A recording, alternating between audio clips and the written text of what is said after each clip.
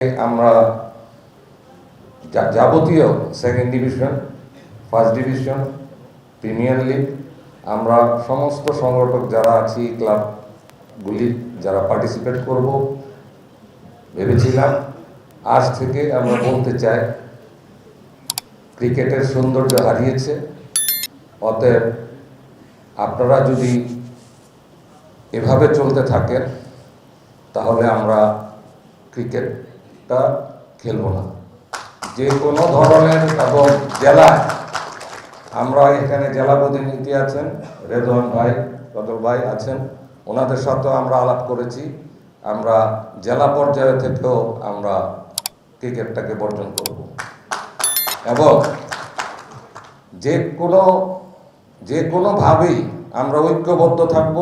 আপনারা পাশে থাকবেন, যারা আমাদের ক্লাবগুলি আছেন। কাউকে কোনো ক্ষতিগ্রস্ত করতে চাইলে, কাউকে যদি কোনো ধরনের হুমকি ধমকি দেওয়া হয় বা কোনো ষড়যন্ত্রের ফাঁদে ফেলা হয়, আমরা সবাই ঐক্যবদ্ধ থাকব এবং আজ থেকে তাদেরকে সময় আর দেওয়ার কিছু নাই। আমরা আসলে ক্রিকেটটা আপাতত বন্ধ থাকবে।